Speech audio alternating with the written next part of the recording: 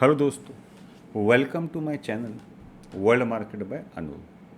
तेरा क्या होगा निफ्टी ईओडी सीरीज़, जिसमें हम बात करते हैं कि आज अक्षे दिन में निफ्टी में क्या हुआ, कैसे हुआ, कौन से स्टॉक्स ने हेल्प किया और कौन सा स्टॉक निफ्टी को नीचे लेके गया। हम बात करते हैं ऑप्शन डाटा की, हम बात करते हैं एफएफआई और डीआई डाटा की, हम बात करते हैं कि आज अक्षे दिन के अंदर इकोनॉमिकल डाटास क्या क्या आए, हम बात करेंगे एचडीएफसी रिजल्ट की। तो चलो वीडियो को स्टार्ट करते हैं। अगर आप देखें तो अक्षे दिन के अंदर हुआ क्या कि मार्केट ने एक जंप के साथ में ओपनिंग लिया, एक अच्छा खासा जंप था 100 पॉइंट्स के आसपास का।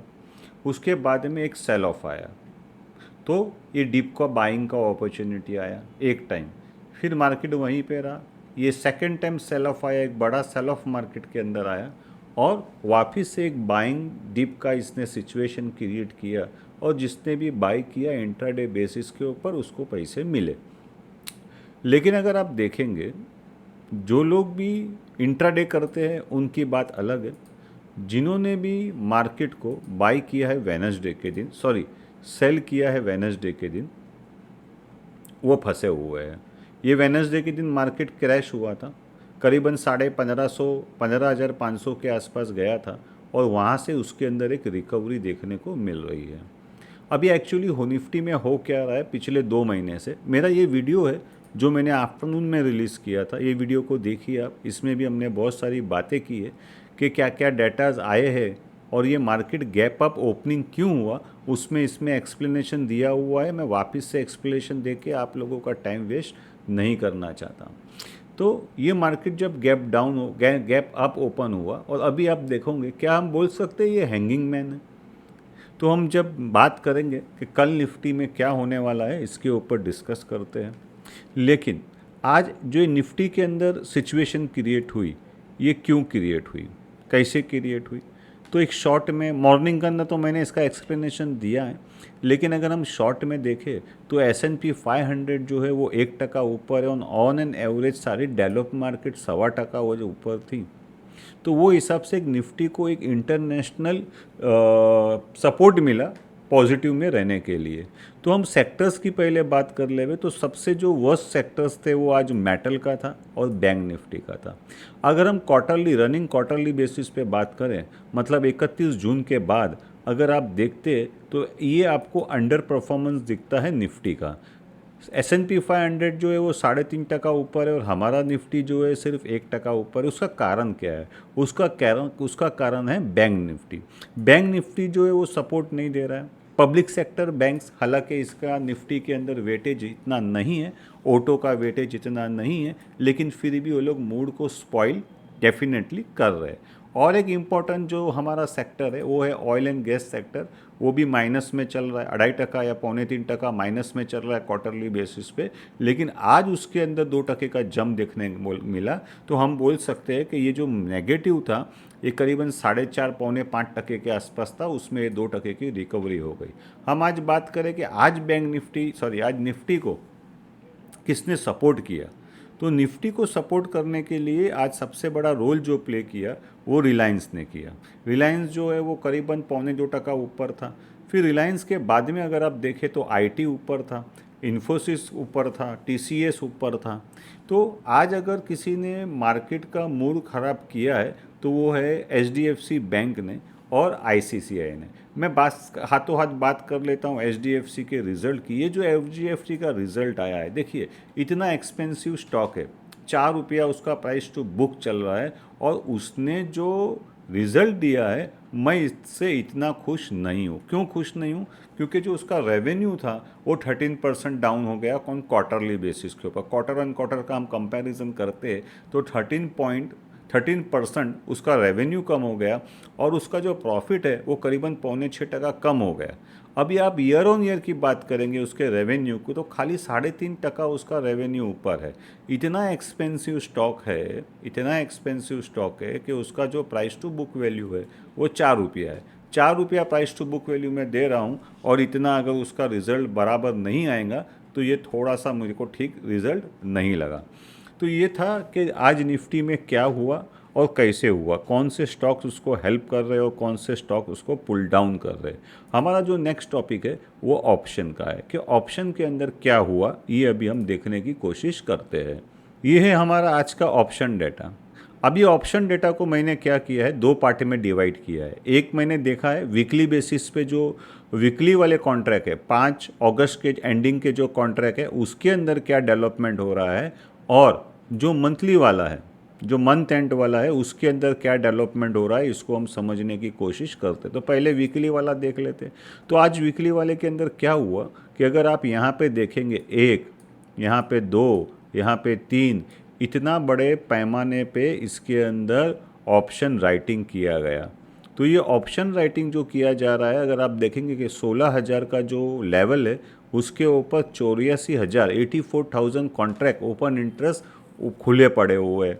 तो मुझे ऐसा लगता है कि वीकली बेसिस के ऊपर इस वीक के अंदर निफ्टी को अगर 16,000 को क्रॉस करना है तो 16,000 का ये जो कॉल राइटिंग हुआ है ये बहुत ही स्ट्रॉन्ग रेसिस्टेंस प्ले करने वाला है। सेकेंडली हम क्या देखते हैं कि 15,800 के ऊपर एक स्ट्रॉन्ग लेवल के ऊपर एक बड़ी क्वांटिटी के अंदर पुट सेलिंग हुई है। अभी जिसने पुट राइट किया है और जिसने कॉल राइट किए हैं इतनी बड़ी क्वांटिटी के अंदर, वो लोग ये इंडिकेशन दे रहे हैं कि निफ्टी जो है ये 200 बैंड के अंदर स्क्वीज हो रहा है, 200 पॉइंट के बैंड के अंदर स्क्वीज हो रहा है। ये हो गया वीकली। इस वीक के अंदर निफ्टी का movement put call and put के जो ओपन इंटरेस्ट है उससे हम अंदाज़ा लगा सकते हैं कि 200 पॉइंट की एक रेंज बता रहा है। अभी अगर हम बात करें कि भाई जो मंथ एंड का जो कॉन्ट्रैक्ट है 26 अगस्त का, ये क्या बता रहा है, तो इसके अंदर भी एक 44,000 का कॉन्ट्रैक्ट राइट किया गया है 16,000 के ऊपर। और नीचे अगर हम आते तो अगेन यहाँ पे आप देखेंगे कि 15,800 के ऊपर 15,800 के ऊपर वापस से एक बड़ी क्वांटिटी के अंदर ऑप्शन राइटिंग की गई है। ठीक है, अभी हम क्या करते हैं, अभी एक और डेटा देख लेते हैं।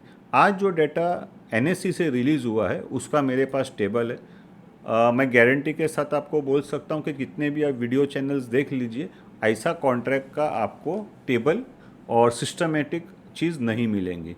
आज एक्चुअली हुआ क्या, आज एक्चुअली ये हुआ कि किसी ने इतनी क्वांटिटी के अंदर कॉल राइटिंग कर दिया। तो कॉल राइटिंग जो है, कॉल राइटिंग के अंदर जो ओपन इंटरेस्ट है वो अप बाय 18% है, और जो पुट राइटिंग है इट इज़ अप बाय 27%। तो हम ये बोल सकते हैं कि ज़्यादा क्वांटिटी के अंदर पुट राइट किए गए। अगर हम फ्यूचर्स की बात करें तो फ्यूचर्स के अंदर ओपन इंटरेस्ट जो है वो 7% बढ़ गया। अब गोरे लोग क्या कर रहे हैं, गोरे लोगों को आप देखेंगे तो उनका जो इंडेक्स शॉर्ट है वो 65,000 है और इंडेक्स लॉन्ग है वो करीबन 1 लाख का है। तो अभी भी वो लोग फ्यूचर्स के अंदर जो है वो लॉन्ग पोजीशन क्रिएट किए हुए हैं।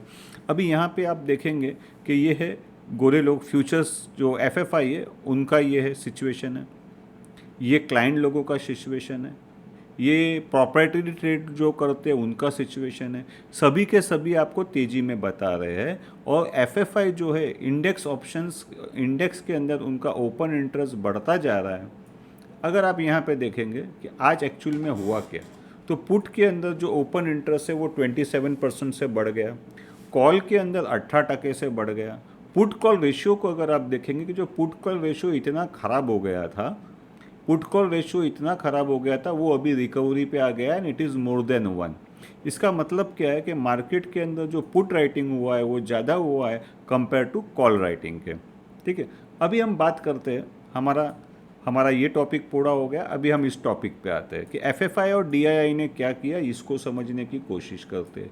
अगेन जैसे कि कितने दिनों से ये हो रहा है, अगर आप देखेंगे ये डीआईआई का बाइंग है, इतनी स्ट्रॉन्ग क्वांटिटी के अंदर डीआईआई का बाइंग आ रहा है, ये मार्केट को सपोर्ट दे रहा है, और एफएफआई जो है वो सेलिंग कर रहे हैं। ये एफएफआई का सेलिंग है। आज भी एफएफआई ने करीबन 1550 करोड़ रुपए का माल बेचा है और उसके सामने डीआईआई ने 1500 करोड़ रुपए का माल खरीदा है। लोग आपको ये बताएंगे कि डीआईआई जो एफएफआई लोग हैं वो लोग माल बेच रहे। वो लोग माल क्यों बेच रहे, उसका कारण ये है कि हमारा जो निफ्टी है वो S&P 500 को बहुत ही ख़राब तरीके से अंडर परफॉर्म कर रहा है इन डॉलर टर्म्स। तो जब तक ये मेरा इंडिकेटर माइनस के अंदर है तब तक एफएफआई लोगों का बाई करने का सवाल ही नहीं पैदा होता है। तो एफएफआई का सेलिंग जो है वो कंटिन्यू रहेगा जब तक ये जो लाइन है वो इस इंडिकेटर के ऊपर नहीं चले जावे। तो हमने ये बात किया। अभी नेक्स्ट टॉपिक हमारा क्या है कि अभी जो आफ्टरनून में मैंने ये वीडियो बनाया, इसमें जो इकोनॉमिकल डाटा की मैंने बात की, उसके बाद भी कुछ इकोनॉमिकल डाटा रिलीज हुए, तो वो भी थोड़ा सा मैं आपको बता देता हूँ। ज़्यादा करके आज जो हुआ क्या है, वर्ल्ड ओवर पीएमआई डाटा आया है और world over auto sales data आया है। हमारे यहाँ देश के अंदर भी ऑटो सेल्स डाटा आए हैं और करीबन ठीक ठाक ही आए हैं, लेकिन ट्रैक्टर का सेल्स जो है वो बहुत कम हो गया है। ये जो पीएमआई डाटा आप देख रहे हैं यूएसए का आया है, making a new top, manufacturing PMI making a new top. फिर यूरो का जो पीएमआई है वो फ्लैट हो गया है, यूके का माइनस के अंदर जा रहा है। अगर आप देखेंगे जापान का, आज चाइना का तो बहुत ही ख़राब आ गया। अगर आपको मालूम हुआ, मैंने मॉर्निंग में भी ये डिस्कस किया था कि ये पीएमआई अगर 50 के अंदर चला जाता है, मैन्युफैक्चरिंग पीएमआई चाइना का 50 के अंदर चले जाता है, तो ये एक बड़ी मंदी की तरफ इंडिकेटर दे सकता है। लेकिन एक आज बहुत अच्छा खबर ये था कि इंडिया का जो मैन्युफैक्चरिंग पीएमआई आया है ये बहुत ही स्ट्रॉन्ग आया। डायरेक्ट 48.8811 था, ये नेगेटिव में चल रहा था, वहाँ से उसने अपने आप को पॉजिटिव में कन्वर्ट कर लिया। मैंने इसकी बात किया। एचडीएफसी का मैंने आपको बताया कि मेरे को रिजल्ट अच्छा नहीं लग रहा है। अभी बात करते हैं इंपोर्ट एक्सपोर्ट डाटा जो हमारा आया है। हमारा जो इंपोर्ट एक्सपोर्ट डाटा आया, इंपोर्ट का डाटा बहुत अच्छा आया है, वेरी गुड डाटा। हमारा जो इंपोर्ट है वो बढ़ गया है। अभी इंपोर्ट बढ़ गया है, इसका मतलब क्या है कि इंडिया के अंदर इतनी गुड्स की ज़रूरत है। ये हमारा इंपोर्ट है और ये हमारा एक्सपोर्ट है। लेकिन तकलीफ़ क्या हो रही है, हम जो इंपोर्ट कर रहे हैं उससे हम एक्सपोर्ट कमती कर रहे हैं, उसके वजह से हमारा जो डेफिसिट है वो बढ़ता जा रहा है। हमारा डेफिसिट कितना हो गया है, 11 हो गया है, -11। ठीक है, इसमें से इसको हम माइनस करेंगे, इसमें से हमारे इंपोर्ट में से हम एक्सपोर्ट को माइनस करेंगे, तो ये माइनस के अंदर चल रहा है। इसका इफ़ेक्ट हमारी करेंसी मार्केट पे पड़ सकता है, सो हमारे स्टॉक मार्केट पे पड़ सकता है। तो ये डाटा हमने बात किया, यही बात किया। अभी हम बात करते हैं कि भाई कल क्या हो सकता है। अभी सबसे पहली बात जो है, क्या ये हैंगिंग मैन बन जाएगा? कल मॉर्निंग के अंदर हमारा जो निफ्टी है वो इसके ऊपर ट्रेड करना चाहिए।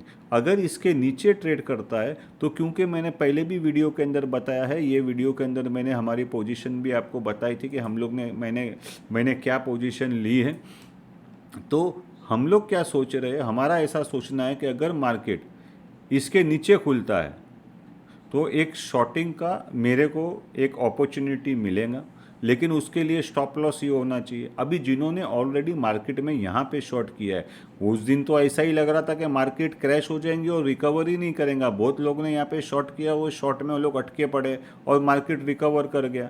तो अभी क्या हो सकता है मार्केट के अंदर कि जिन लोग ने भी मार्केट को शॉर्ट किया है और शॉर्ट में फंसे पड़े, उनको ये लेवल रखना चाहिए ध्यान के अंदर। हो सकता है फॉल्स ब्रेकआउट भी आवे, क्योंकि जो मेरे को मालूम है और बड़े ऑपरेटर लोग को भी मालूम है। तो ये जो लेवल है, ये लेवल हमारा एक स्टॉप लॉस होना चाहिए जो ऑलरेडी मार्केट के अंदर शॉर्ट है उनके लिए। अगर मार्केट इसके नीचे खुलता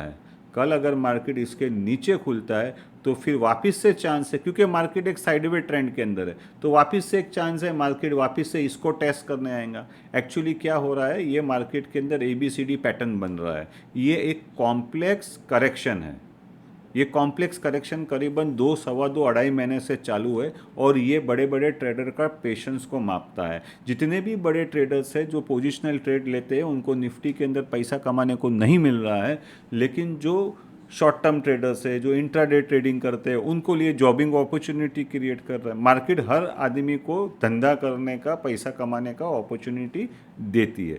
तो कल हमको देखना क्या है कि कल का जो ओपनिंग है वो इसके ऊपर खुलता है कि इसके नीचे खुलता है। अगर इसके नीचे खुलता है तो ये वापस से मार्केट को यहाँ लाने के चांसेस है। अगर ये इसके ऊपर खुलता है तो फिर हमको देखना पड़ेगा कि क्या इसको तोड़ के बाहर निकलता है। लेकिन जो लोग हमारे कुछ पहचान वाले इस शॉर्ट में फंसे हुए हैं, तो मेरा तो सजेशन यही है कि इसके ऊपर नज़र रखना चाहिए, नहीं तो ये मार्केट एक नए रेंज में चला जाएगा। लेकिन सवाल ये है कि क्या 16,000 के ऊपर निफ्टी टिकेगा? इसका एक सिंपल आंसर है कि अगर हम प्योरली इंडियन निफ्टी के रिजल्ट्स को देखते हैं, जो रिजल्ट्स अभी यहाँ पे आए हैं, सभी रिजल्ट्स को अगर हम देखेंगे तो ऑन एन एवरेज निफ्टी का जो EPS है और सेल्स है वो इस क्वार्टर में माइनस में बाय 7%। तो 16,000 के ऊपर निफ्टी क्यों टिकेगा। लेकिन कभी कभी क्या होता है कि इंटरनेशनल मार्केट को अगर हम देखते हैं तो उसके अंदर एक बहुत ज़बरदस्त ट्रेंड चालू है, बहुत ज़बरदस्त ट्रेंड चालू है। अगर आप यहाँ पे देखेंगे तो ये S&P है, और ये S&P का अगर मैं आपको वन डे का चार्ट बताऊं तो नीचे जाने का नाम ही नहीं ले रहा है, वन वे रैली में चल रहा है। तो S&P 500 अगर ऊपर जाता है तो उसके आसरे से, उसके सपोर्ट से निफ्टी ऊपर जा सकता है। तो हमको S&P 500 पे भी नज़र रखनी है, और हमको इस लेवल पे भी नज़र रखनी है, और कल के कैंडल को ऑब्जर्व करना है। कल का कैंडल अगर इसके नीचे रहा तो ही हम इसके अंदर एक, जो लोग शॉर्ट इधर यहाँ पे ट्रैप है, जो लोग यहाँ पे ट्रैप है, उनके लिए एक उम्मीद हो सकती है कि ये निफ्टी वापस यहाँ पे आएगा। अभी मेरा सजेशन, या सॉरी, मैं क्या करने वाला हूँ, दैट इज़ द क्वेश्चन। मुझे ऐसा लगता है कि अगर मेरे जो लेवल्स मेरे को बता रहे, मेरे को ऐसा लगता है कि अगर 15,840 के नीचे अगर निफ्टी रहता है तो ही उसके अंदर एक शॉर्टिंग अपॉर्चुनिटी बनती है, या कॉल राइटिंग। मैं ज़्यादा करके मार्केट को प्ले करता हूँ ऑप्शन से। तो मुझे मालूम है कि 16,000 का जो लेवल है वो निफ्टी को क्रॉस करने के लिए बहुत डिफ़िकल्ट होने वाला है। तो मुझे ऐसा लगता है कि अगर निफ्टी का जो कैंडल है, अगर ये जो निफ्टी का कैंडल है कल इसके नीचे बनता है, तो मैं क्या कर सकता हूँ, मैं 16,000 का कॉल को राइट कर सकता हूँ। दोस्तों, मेरा वीडियो को जो भी मॉर्निंग होती है, एवरी मॉर्निंग में मेरे व्हाट्सअप ग्रुप के अंदर बहुत सारे डिटेल्स, बहुत सारे न्यूज़ को मैं अपडेट करता हूं। तो मेरा सजेशन आपको ये है कि मेरे व्हाट्सअप ग्रुप को ज्वाइन कीजिए और इस चैनल को सब्सक्राइब कीजिए। Thank you very much for watching my video. Please do not forget to like and share the video.